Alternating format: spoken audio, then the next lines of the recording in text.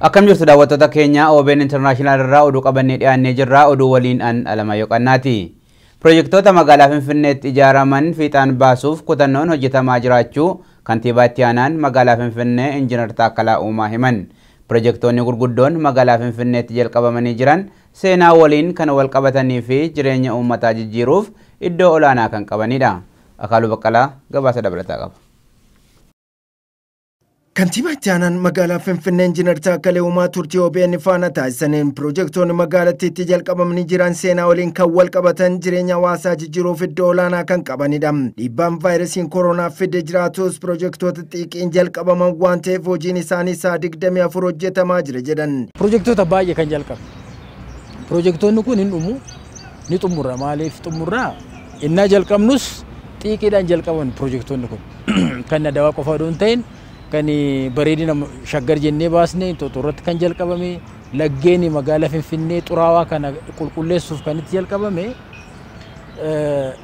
magaalaa Finfinnee bareechuu irrayyuu darbee rakkina hawaasummaa, rakkina dinagdee, rakkina faalaminsa qilleensaa fi faalaminsa lagaa waan fooyyessuuf pirojektoon kana fakkaatanii fi kanneen biraas akkuma tikaaste kan shaggar daabboos kan zayitiinis jira baay'eensaa walitti ida'amee hawaas dinagdee rakkina hawaas dinagdee hiikuudhaan guddaani gama miraan seenaa badaa kanaan dura ture sana sirreessuudha seenaa haaraa dalaguuf hojjechuuf immoo akka galaatti itti qabannee ka'uudha kanaaf pirojektoonni jalqabni kun hin dhumuma shakkiin hin jiru halkanii guyyaa hojjechaa jirra maallaqni isaaniif ramadame guddaadha hojjettoonni kontiraaktoronni gorsitoonni asirratti immoo warri ogummaa qaban hojjettoonni baay'een hojjechaa jiru sa'aatii 20 hojjetamaa jira. Injiinar Taakkalaan erga gara hoggansa magaalattiitti dhufaniin maanguddoota harka qalleeyyii deeggaruun dhaloota borii qaruuf yuunifoormii bichisiisuun hanga sagantaa nyaata barattootaa eegalchiisuutti ga'aniiru. Harmiiwwan harka qalleeyyii barattoota jiraattota magaalaa harka qalleeyyii kana dafanii bira ga'uun waa lama akka namni hubatuuf tokko aadaan saba keenyaa aadaan Oromoo nama rakkatiin gargaara akkuma aadaatti akka sabaatti fudhatte. Anamu nama saba kana keessa beedha aadaa keenyummaa keenya iddoo barbaadde deemte siyaasa barbaadde hordofte taayitaa barbaadde sarka jiraate eenyummaattiin guddatte sana hin dagattu. Tokko inni akka galaa guddaatti na fayyadeera jedheetiin amana. Gama biraatiin immoo magaalli kun yoo magaala hundaa ta'uu baatte magaala sooressaa qofa yoo taate magaalli nuti silaa inni ijaarra jennee kaayyeffanne sun magaala kana ta'uu hin danda'u.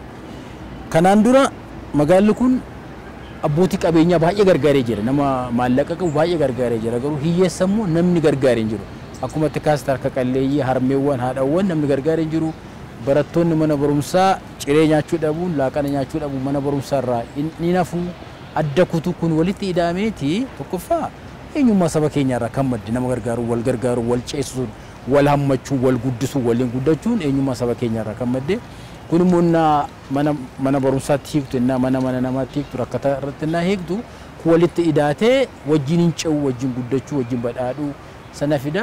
Dhiibbaa dhibeen COVID fiduu dandamachiisuufis qindoominaan hojjetamaa jiraachuu kaasan yeroo garagaraatti duulli hojii hojjetan irratti banamus hojii qabatamaa hojjechuun humna horachaa akka dhufan kaasaniiru.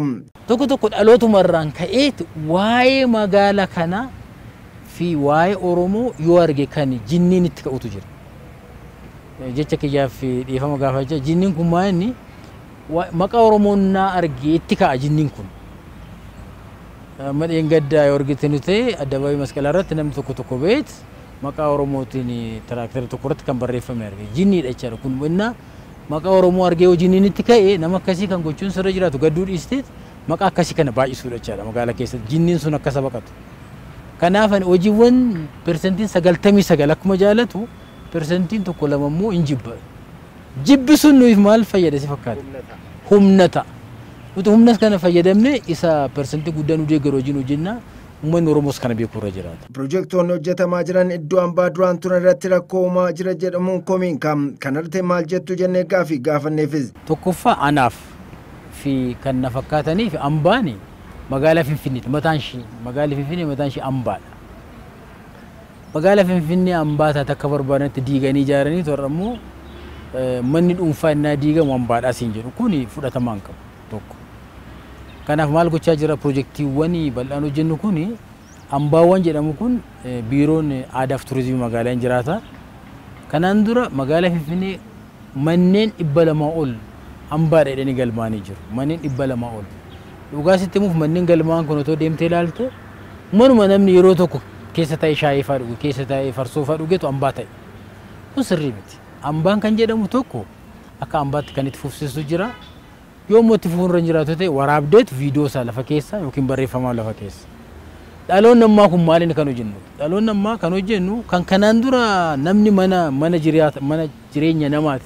Hambaa kan jedhame magaalaa kanatti. Kanaafani hambaa ta'uun irra jiraate magaalaa Finfinneetti malee kan hambaa ta'u manneen kanaan dura mootummaawwan darban tajaajilanii manaa fi kennamee sun hambaa ta'uun irra jiraatu kan jiru ejjennoo sanan qaba. Garuu immoo hambaa kan ta'an baay'ee jiru kan dhuguma hambaa anassis hunda keenya kan amansiisan. Si qofaaf hambaa ta'uun irra jiraatu hambaa ta'uuf. Fakkeenyaaf hambaan seenaa keenya aadaa keenya tokko Adawaadha.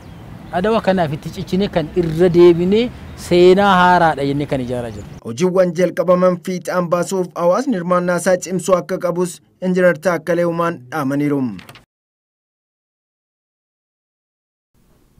Kooriyaa Kibbaatti weerarri vaayirasii koronaa irra deebiin ka'e yaaddoo uumaa jira.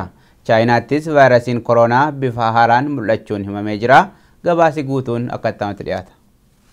Kooriyaa Kibbaa keessatti guyyaa har'aa qofaa namoota 35 irratti vaayirasiin koronaa kun kan argame yommuu ta'u, akka waliigalaatti guyyaa lamman darbe vaayirasiin koronaa namoota 69 irratti argameera. Namoonni hedduun vaayirasii kanaan kan qabaman manneen sirbaa magaalota biyyattii fi manneen nyaataa keessaa akka ta'e himame. Hanga oduun kun qindaa'etti namoota 4,000 bakkeewwan sana turan irratti qorannoon laaboraatoorii kan gaggeeffame yommuu ta'u, namoota hafan 3,000 ta'an hordofuun itti fufee jira. Xiyyeeffannoon mootummaa Kooriyaa Kibbaas namoota bakka vaayirasiin sun itti hammaate turan adamsee qabuun qorannoo gaggeessuudha. Haaluma wal fakkaatuun Chaayinaattis namoonni vaayirasii koronaan haaraa qabamaa jiran dabalaa akka jiru beekameera. Guyyaa har'aa qofaa namoonni 17 haaraan biyyattii keessatti vaayirasii koronaan akka qabaman kan beeksifte Chaayinaan kanneen keessaa namoonni 5 magaalaa Wuhaan bakka vaayirasiin kun jalqabatti eegale keessa kan jiraatanidha. Loltoonni humna galaanaa Iraan shaakala irratti dogongoraan walitti dhukaasuun miseensonni 19 ajjeefamuun 15 kan ta'an immoo madaa'uu humni galaanaa biyyattii beeksise. Gabaasi dabalataa akkattamatti dhiyaata. Dooniin humna galaanaa Iraan tokko utuu shaakala waraanaa irra jiranii dogongoraan doonii biyyattii kan biroo irratti misaayila dhukaasteen namoonni 19 yommuu du'an 15 kan ta'an immoo madaa'uu humni galaanaa biyyattii beeksise. Humni galaanaa Iraan ibsa baaseen galoo galaana Ooman irratti yeroo yaaliin dhukaasaa taasifamaa turetti dooniin Jamaraan jedhamtu misaayila baattee turte tokko dogongoraan doonii biyyattii kan biraan rukutuun badiin kun ga'eera. Miidiyaaleen mootummaa Iraan akka jedhanitti dilbata kaleessaa galoo galaana Ooman irratti dooniin waraanaa Jamaraat jedhamtu yeroo yaalii misaayilaa haaraa gaggeessaa jirtutti doonii Kabraa Konaraak jedhamu rukutuun badiin kun ga'eera. Balaan kun kan ga'e naannoo galoo galaana Hormuz bakka humnoonni galaanaa Iraan shaakala loltummaa itti gaggeessan yommuu ta'u, loltoonni biyyattii kanaan duras bakka kanatti dhaabbataadhaan shaakallii waraanaa gochuun beekamu. Balaan dogoggoraan uumame kun magaalaa guddoo Iraan Teheraan irraa fageenya kiiloomeetira 1,270 irratti kan argamtu galoo galaana Ooman keessatti ture. Dooniiwwan waraanaa Jamaraakii fi Konoraak jedhaman lamaan kunneen qabeenya humna galaanaa Iraan akka ta'anis beekameera. Iraan yommuu Ameerikaa waliin qocolloo hamaa keessa turte ji'a 4 duras loltoonni Iraan xiyyaara uummataa Yuukireen naannoo magaalaa guddoo biyyattii Teehiraanitti dogoggoraan rukutee kuffisuun namoonni keessa turan 176 ta'an du'uun ni yaadatama jechuun BBC'n gabaaseera. Egaan daawwattoota keenya oduun OBN International irraa qabanne kanuma gama kootiin nagaatti.